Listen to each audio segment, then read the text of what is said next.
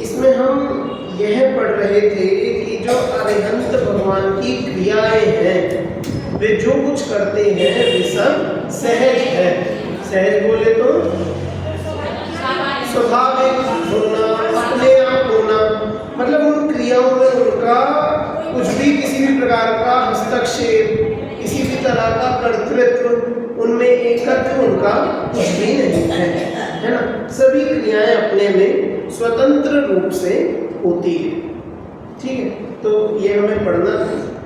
इसकी गाथा और पद्यानुवाद वैसे पढ़ा था, एक बार आज पुनः पढ़ते हैं। पृष्ठ क्रमांक 63 एक बार खोल लेंगे, गाथा और पद्यानुवाद एक बार पढ़ते हैं। ठाणन सेज विहारा धम्मोपदेशो यदयो तेस्यम्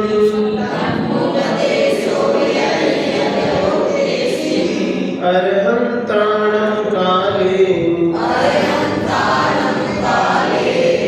मायाचारोपलेत्रीणम्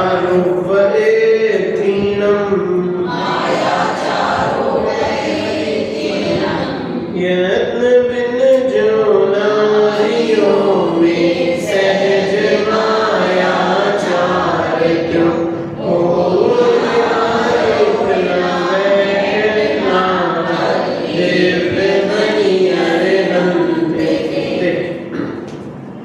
ये इसका अर्थ भी हमने वैसे तो यूं पढ़ ही लिया था। इसमें जो विशेष इसमें बातें आगे वो भी हमने देख ली थी। यहाँ पर यही बताया जिस प्रकार से स्त्रियों के सहज ही मायाचार स्वभाव से पाया जाता है, उसी प्रकार से केवली भगवान की जो भी क्रिया है वो स्वाभाविक अपने आप ही होती है, उसमें उनका कुछ भी कर्तृत्व नहीं है ना। देखो यहाँ टीका ही हम पढ़ते हैं सीधा, फिर आगे का पढ़ के फिर अगले विषय पर भी आज बढ़ना है। टीका पढ़ते हैं पृष्ठ क्रमांक 64 पर। जिस प्रकार महिलाओं के यदि प्रयत्न बिना ही उस प्रकार की योग्यता का सद्भाव होने से माया के ढक्कन से ढका हुआ व्यवहार स्वभावभूत ही प्रवर्तता है, उसी प्रकार केवली भगवान के प्रयत्न बिना ही उस प्रकार की योग्यता का सद्भाव होने से खड़ा रहना, बैठना, विहार करना और उपदेश देना आदि क्रियाएं भाष्य विरोध क्रिया स्वभावभूत ही प्रवर्तती है। ठीक, अब देखो यहाँ पर ये एक उदाहरण दिया, ऐसे ही यहाँ पर एक और उदाहरण बादल का दिया है। यहाँ नीचे देखो जिस प्रकार बादल में ये तो बादल का उदाहरण आचार्य अमृतचंद देव ने दिया। आचार्य कुंद को तो वही वाला उदाहरण सही लगा, उन्होंने लिख दिया। देखो जो आचार्य कुंद ना ज्यादा उदाहरण नहीं देते। आचार्य कुंद की जो लेखन शैली, लेखन क्रिया है वो है बिल्कुल सीधी स्पष्ट बात लिखना, कुछ छुपा के फिर अपनी बात में कुछ पेच डाल के, वो टेढ़ी मेढ़ी बातें नहीं करते, इधर उधर की बातें करके फिर नहीं लाते, बिल्कुल सीधी स्पष्ट बात करके चलते हैं। और उसमें भी उदाहरण बहुत लिमिटेड जगहों पर जहाँ उन्हें बहुत जरूरत लगती है ना, वैसे सटीक उदाहरण दिए। हाँ भाई, कि बहुत कम और बहुत ही सटीक उदाहरण उनके मिलते हैं। आचार्य कुंद के बहुत कम उदाहरण होंगे और बहुत ही सटीक होंगे। जैसे यहाँ पर जैसे बताया गया कि महिलाओं में मायाचार होता है, ठीक है, कहा। तो अब इसमें यदि हम महिलाओं से पूछें तो आधी से ज्यादा महिलाएं बोलेंगी कि ऐसा थोड़ी होता है, ये तो गलत है ना। आधी से ज्यादा क्यों कहूँ, 90% भी कह दो, मान लो हाँ कि ठीक है, सत्य रूप में कहो तो देखा जाए कोई भी इस बात को स्वीकार नहीं करेगा कि क्यों ही होता है। लेकिन देखो जो यहाँ टीका में इस बात को बोलते हैं ना कि माया के ढक्कन से ढका हुआ व्यवहार, समझ में इस बात का मतलब क्या है? माया के ढक्कन से ढका हुआ व्यवहार कि वो एक बस ढक्कन लगा है, मतलब ये ऐसा व्यवहार बताया जा रहा है कि महिलाओं को उसका खुद भी आभास नहीं होता, महिलाओं को खुद वो बात फील नहीं होती। जैसे होता है ना, हम जीवन में कुछ गलत कर रहे हैं, अब हम वो करते जा रहे जब तक हमें कोई भूल निकाल के बताएगा नहीं ना, तब तक हम तो यही कहेंगे भैया सही है, सब ऐसे ही करते, हमारे तो पूर्वज भी यही करते थे, हम भी यही करते, क्या करना है, समझ रहे? तो जब तक उस बात का एहसास नहीं कराया जाता तब तक वो चीज़ पता नहीं लगती। बहुत से दोष ऐसे होते हैं। तो मायाचार भी जो स्त्रियों में हम कह रहे हैं, कुछ ऐसी समझे कि स्त्रियों में इस तरह से वो स्वाभाविक है कि इन्हें उस बात का आभास भी नहीं है, उस बात का उन्हें कुछ अता पता ही नहीं कि हम किस तरह की मायाचारी। अब देखो, मायाचारी कहने का मतलब ये नहीं कि वो छल कपट करके पूरी दुनिया को हड़प ले, किसी को कुछ गलत बुरा भला कर ले, ऐसा नहीं। छोटी छोटी चीजों, बहुत सामान्य, बहुत छोटी छोटी चीजों में, बहुत सामान्य बातों में, और कहो इतना इससे ज्यादा मायाचार तो पुरुष भी कर ले, कोई बड़ी चीज नहीं। लेकिन वो जो बहुलता कि भैया सब में ही हो, तो ऐसा वो कहलाएगा कि भैया वो तो स्त्रियों में ही होता है। इसलिए यहाँ पर उदाहरण दिया कि स्त्रियों में ऐसे मायाचार पाया जाता है। अब चाहे उनको पता हो चाहे ना पता, है ना, ऐसे। तो ऐसे ही अरिहंत भगवान की जो क्रियाएं हैं, उठना हो, बैठना हो, बोलना करना, विहार करना और उपदेश देना, तो ये सब क्रियाएं उनके हो रही हैं, उनके उस ऐसी योग्यता का सद्भाव होने से भी उनके ऐसे प्रवर्तन की शक्ति है कि उनके ऐसे ही होगा, तो इसलिए उनके ये सब क्रियाएं होती है। क्या सब क्रियाएं होती है? उठना, बैठना, विहार करना और उपदेश देना, बस ये 4 क्रियाएं हैं। इन 4 के अलावा कोई 5वीं क्रिया उनके नहीं। और ये इन सब क्रियाओं में भी उनका किसी प्रकार का हस्तक्षेप नहीं है, कोई उनमें उनका कर्तृत्व भी नहीं है।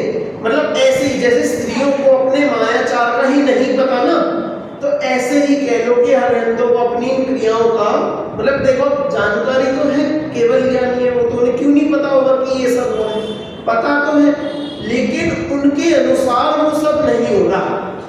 उनके शरीर के ये सब कार्य अपनी योग्यता से हो रहे हैं, उसमें उनका कोई हाथ नहीं है इन सब कामों के होने में। जैसे स्त्रियों की मायाचारी होने में उनका वश नहीं है, वो उन्हें उसे करती नहीं, अपने आप हो जाता है। ऐसी भगवान अपनी उन क्रियाओं को करते नहीं हैं, सहज ही। हाँ कि इतना, मतलब इस तरह से सटीक उदाहरण ये आचार्य कुंद के उतना नहीं, वैसे तो नहीं कर सकते।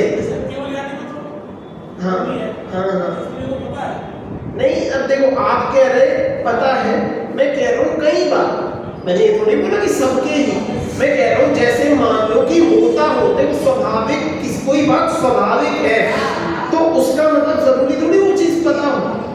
जैसे हम सब में हम सब आत्मा है, हमारा स्वभाव, हम सबको पता है कि हम सब आत्मा है। हाँ चलो ठीक है, ख्याल कह सकते हो, आभास कह सकते हो, ठीक है, पर कि ऐसे कि हम जो कर रहे हैं उसे मायाचार कहते हो, ये गलत है। मायाचारी के रूप में वो चीज जरूरी नहीं कि सभी को पता ही पता। अरे उदाहरण है, उदाहरण की तरह समझो इस बात को। हाँ, पर इतनी सी बात समझना कि जैसे वो होती होगी, चाहे पता हो चाहे ना पता, उससे समझ। तो ऐसे अरिहंत भगवान की क्रियाओं में उनका कोई शक्ति नहीं लग रही, बस वो सहज ही होती है, इतना हमें यहाँ समझो कह सकते हैं ना, इसे यूं भी कह सकते हैं जो भगवान की क्रियाएं हैं, 4 क्रियाएं हैं, वो तो बुद्धिपूर्वक होती है, ठीक है, और जो ये स्त्रियों की क्रियाएं बताई हैं ये तो बुद्धिपूर्वक नहीं होती ना, इनको बुद्धि लगानी पड़ती होगी ना थोड़े बहुत। अब देखो बात यही है, चलो ठीक है, बात बिल्कुल सही, बात बिल्कुल सही। अब इस पर भी मैं कुछ कहूँगा, वो तो बात ये है कि यहाँ तो इनका कुछ भी नहीं, ठीक है, हाँ ठीक है, हाँ चलो ठीक है। स्त्रियों का यहाँ पर हमारी महिलाओं का, हाँ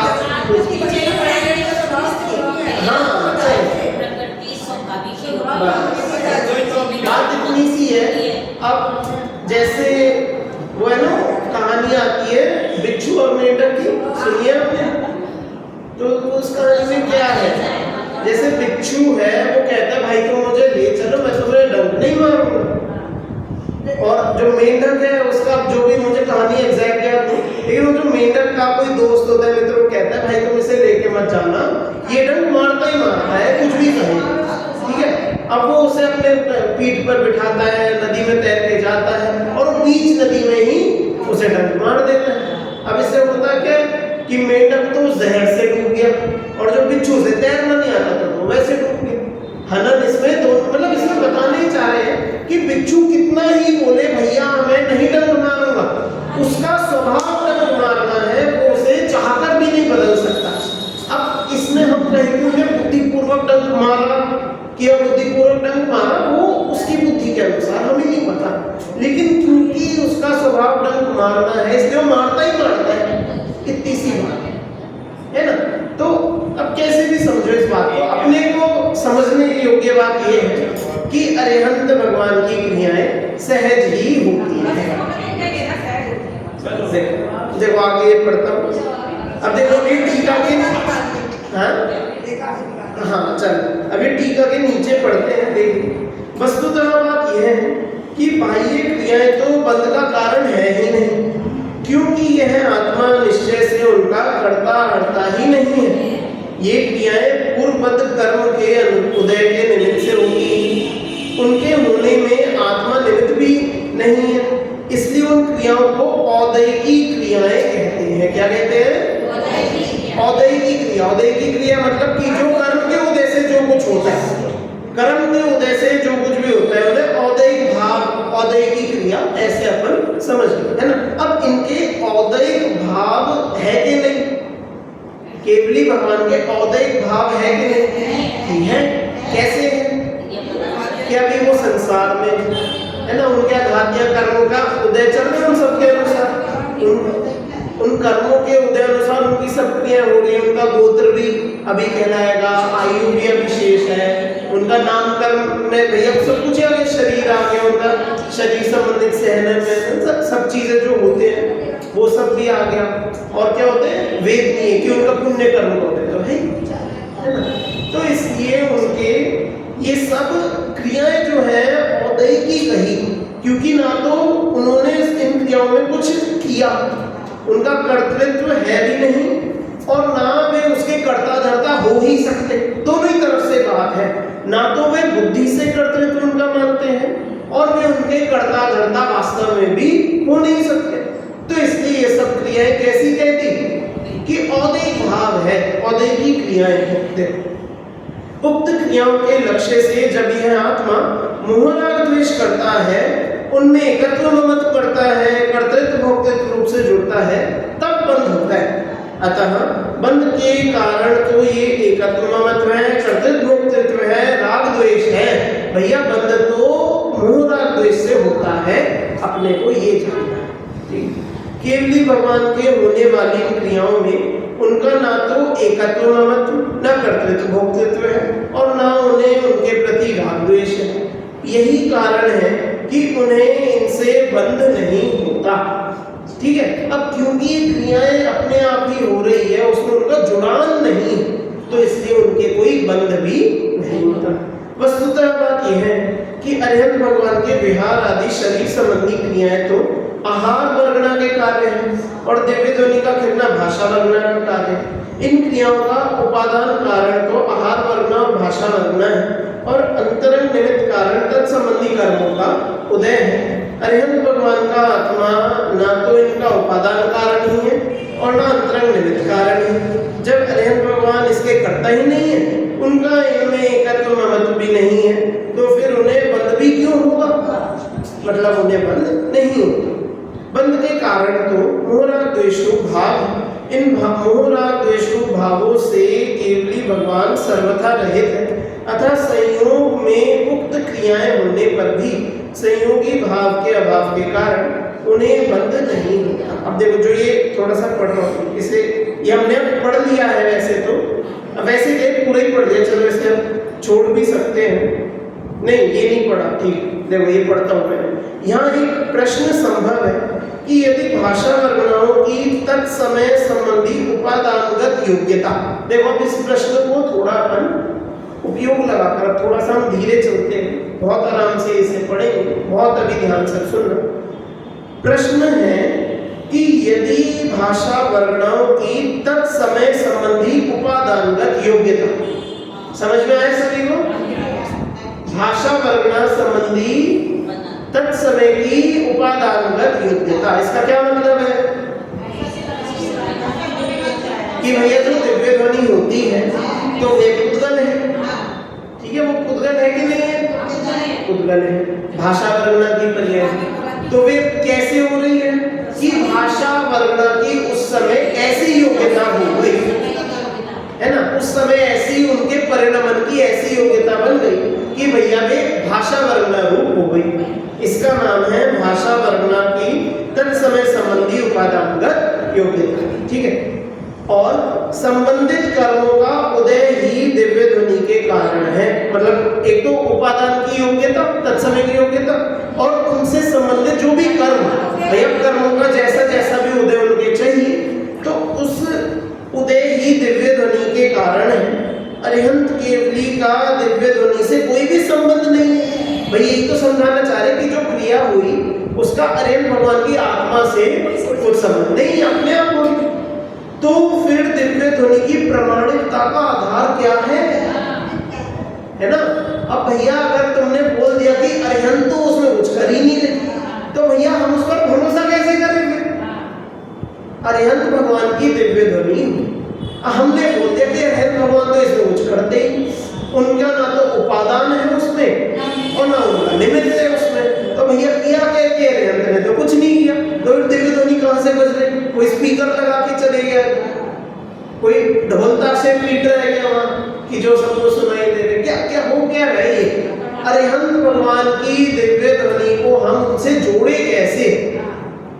हम अब देखो, अब ठीक है वो आप जो कह रहे हो ना, अब बात वही है कि आत्मा कर्मों के आने में निमित्त पड़ती है, लेकिन आत्मा को हम कर्मों से भिन्न कह रहे हैं, क्योंकि उन कर्मों के खिलने में, होने में, आने में अब अरिहंत का कोई संबंध ही नहीं है ना। अब देखो उत्तर ठीक है इसी तरह से ही निकलेगा, वो इस सवाल इस जवाब में कोई गलती नहीं है, पर सवाल अपने को ये समझना है कि जब हम अरिहंत को सबसे अलग कर दे रहे हैं तो उनकी दिव्य ध्वनि फिर काय बात की बड़ी है। हमें कैसे पता कि जो इनकी दिव्य ध्वनि है बिल्कुल सच्ची बात है ना। सवाल देखो है कि नहीं, सोचने लायक। तो देखो उत्तर देखते हैं। अरे भाई, उपादान उपादेय संबंध नहीं है और अंतरंग निमित्त की अपेक्षा निमित्त निमित्तिक संबंध भी नहीं है, ठीक है, किसी भी तरह का संबंध चलो नहीं है। फिर भी बहिरंग निमित्त की अपेक्षा सूर्य के उदय और कमल के खिलने के समान, बात वही देखो, मैंने कहा उत्तर वही है। हाँ कि बहिरंग निमित्त जरूर कहलाएगा, है ना। अब सूर्य के उदय और कमल के खिलने के समान अरिहंत भगवान और उनकी दिव्य ध्वनि में सहज निमित्त नैमित्तिक भाव तो है ही। दिव्य ध्वनि की प्रामाणिकता का आधार भी यही है। सबसे बड़ी बात तो यह है कि दिव्य ध्वनि में वस्तु का स्वरूप जैसा प्रतिपादित किया है वस्तु भी ठीक उसी प्रकार की है ना। प्रामाणिकता के लिए इससे बड़ी बात और क्या हो सकती है, ठीक है। देखो पहली बात तो यही बताई है कि बहिरंग उनका निमित्त नैमित्तिक संबंध ऐसा ही है कि जो अरिहंत भगवान का जो भी वाणी खिलेगी तो वो बिल्कुल सच्ची ही होगी, उसके सिवाय अन्य कुछ नहीं होगी, ठीक है। मूल कारण तो यही कि उनमें ऐसा ही बहिरंग निमित्त नैमित्तिक संबंध है, ठीक है। अब जो दूसरी बात बोली ना, ये अपने को ये भी समझने योग्य है। क्या बोला यहाँ, जो नहीं जो दूसरी बात कि भैया उस दिव्य ध्वनि में जो कुछ बताया है वस्तु के स्वरूप के बारे में, जो भी बताया है वस्तु स्वरूप असल में भी ऐसे ही भैया वो जो बता रहे हैं, जब आप उस बात को सोचोगे, अनुभव करोगे तो वस्तु का स्वरूप वास्तव में भी ऐसे ही निकलेगा। तो इससे बड़ी प्रामाणिकता और क्या चाहिए, ठीक है, कि जिस चीज का हम अनुभव करके, सच्चा अनुभव करके हम जिसकी प्रामाणिकता कर सकते हैं और फिर हमें चाहे पता लगे कि हाँ अरिहंत भगवान भी यही बात बोलते हैं, तो भैया ऐसी अनुभव गम्य बात का प्रमाण हमें इससे बड़ा और क्या चाहिए। समझ में आया सभी कि ये बात तो बिल्कुल सही है कि भैया अरिहंत की वाणी है तो सत्य ही होगी, है ना। अब इसके लिए हम यूं कह सकते हैं कि यदि कोई नकली समोशरण बने, उसमें नकली अरिहंत परमात्मा बिठाए और नकली दिव्य ध्वनि बिल्कुल वैसी ही आवाज की करवाए, ऐसा देव कर सकते हैं कि नहीं? कर सकते हैं। कभी किया भी है क्या? नहीं किया भी है। हमने रेवती रानी की कहानी सुनी है। वो कहते हैं उनके द्वारपाल जो भी रक्षक जो भी होते वो कहते हैं, हे रानी 25वें तीर्थंकर का समोशरण आया है नगर में। क्या है? हाँ, क्यों परीक्षा थी रानी कि उन्हें कितना विश्वास है, उन्हें कितना श्रद्धा है। उन्हें पता था कि जब महावीर भगवान का निर्वाण हो चुका वे तो मोक्ष चलेगा, कोई भी नहीं होंगे तीर्थंकर तो उनका समोशरण किसी हालत में नहीं हो सकता। वो कहते हैं कि ये बात झूठ है और वो नहीं करते। अब देखो बात इतनी सी है कि जैसे नकली समोशरण बनाया वैसी की वैसी दिव्य ध्वनि खिली, तो अब उस दिव्य ध्वनि का कोई अर्थ नहीं हुआ। क्यों? क्योंकि वो देवों की कृतियां हैं, देवों के बनाए हुए सांग है। सांग बोलते हैं, स्वांग है ना, कि उनके अपनी बनाई हुई है। अब वहां पर वो सत्य नहीं हो सकता।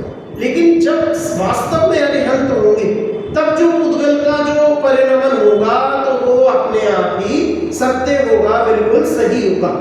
ठीक है? क्यों? वैसा सेम तो देवों ने बना दिया, लेकिन जो अरिहंत भगवान वो तो मिसिंग है ना। जो असली अरिहंत जिनके निमित्त से वो सब हो रहा है वो तो उस नकली वाले समोशरण में है। तो वो चीज फिर हो सकती है क्या कि बिल्कुल सत्य दिव्य ध्वनि हो जाए? ऐसा हो सकता है क्या? नहीं हो सकता।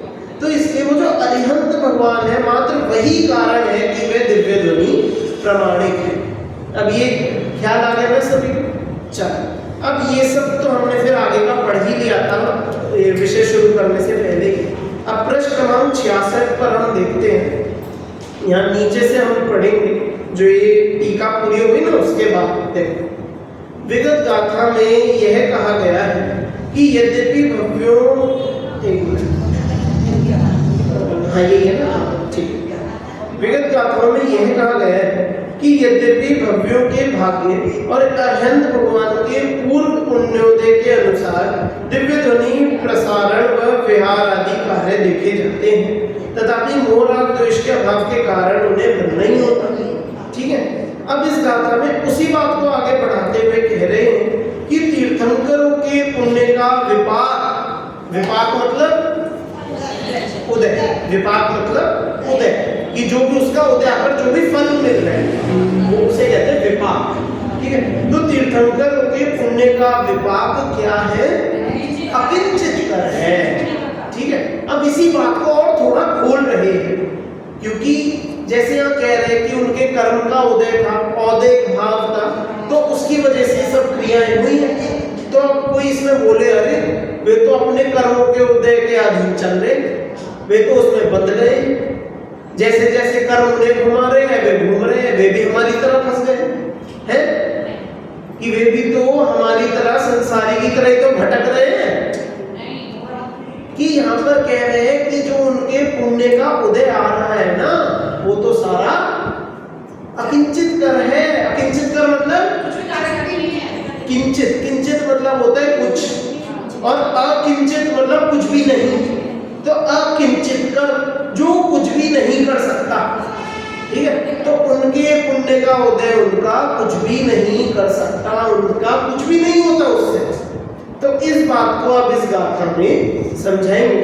एक बार ये गाथा और पद्यानुवाद हम पढ़ते हैं। देखो, पुण्य फलारहंता ते सिम क्रिया पुनो हियो दैया मोहादीम विरहिता तम्हा साखा खाई गति मदा पुण्य फल अरिहंत जिनकी क्रिया औदय की कहीं मोहादि विरहित इसलिए वह छाई की मानी गई। देखो क्या बता रहे हैं यहाँ पर? पुण्य फला अरहंता। अब ये आपने पहले भी सुना होगा, कहीं नहीं कई बार सुना होगा, मतलब एक आध जगह नहीं बहुत जगह सुना होगा पुण्य फला अरहंता। इसका क्या अर्थ है कि पुण्य के फल में अरहंत होते हैं, ऐसा लोग कहते हैं। ऐसा हमने सुना है इसका अर्थ कि प्रवचन सार जी में लिखा है कि पुण्य बांधो और उसका जब बहुत उदय आएगा तो हम अरहंत बन जाएंगे, तब हम भगवान बन जाएंगे, ऐसे लोग कहते हैं। लेकिन यहाँ पर तो कह रहे हैं पुण्य फला अरहंता। आगे तो पढ़ो, तेसिम क्रिया पुनो ही उदया, कि भैया उससे जो क्रिया हो रही है वो सब औदैक है। वो सब क्या है? औदैक भाव है, सब औदैकी क्रियाएं हैं। इसका क्या मतलब है औदैकी क्रियाएं हैं? एक हाँ हाँ ठीक है, आप बोलो। हाँ ठीक है, आप बोलो, यही बोल रहे। ठीक, देखो बात इतनी सी है कि जैसे पुण्य का फल जो अरिहंत के आता है वो सब औदैक है। उससे जो भी क्रियाएं हैं, उस पुण्य फल की जो भी क्रियाएं उनके शरीर में, उनके आसपास में, उनके संयोग में, उनके नौ कर्मों में जो भी दिख रहा है तो वे सब औदैक। अब ये औदैक का अर्थ एक बार हम समझ लेते हैं। औदैक मतलब कर्म का उदय आया और उससे जो भी मिला उसका नाम औदैकी क्रिया कहो, भाव कहो, कैसे भी कहो, तो औदैकी क्रिया या औदैकी भाव। जैसे समोशरण है, उनका कांतिमय शरीर, उनका सिंहासन, उनके सारे आठ प्रतिहार्य और उनके सारे अतिशय, सारी सब चीज जो कुछ भी हमें उनका कमाल दिख रहा है, हाँ, सब उनके कर्मों का खेल है, सब उनके पुण्य के उदय से मिला है। और वह सब क्या है? औदैकी क्रियाएं। अब देखो अगली पंक्ति भी हमें पढ़नी है। मोहादिहिम विरहिता, कि मोहादि से तो वे विरहित है, मोह राग द्वेष तो उनके है ही नहीं। मोहादिहिम, मोह आदि, कि मोह राग द्वेष जो भी सब विकारी भाव है, विरहिता कि वो से रहित है ना। तमहासा खाइग तिमदा, कि इसलिए उनके क्या है? क्षायिक भाव है, क्षायिक क्रियाएं हैं। ये खाइग, खाइग मतलब होता है क्षायिक। क्षायिक समझते हो? क्षायिक भाव, क्षायिक भाव किसे कहते हैं? क्या होता है बताओ? कि जो सब कर्मों के क्षय से जो भाव प्रकट होता है उसे क्षायिक भाव कहते हैं। केवली भगवान के कितने क्षायिक भाव होते हैं? अरिहंत भगवान के, अरिहंत भगवान के पूरे 9 के 9 होते हैं ना, पक्का होते हैं ना, 9 क्षायिक भाव होते हैं। कौन कौन से एक बार बता भी दो, बताइए। बेटे हाँ,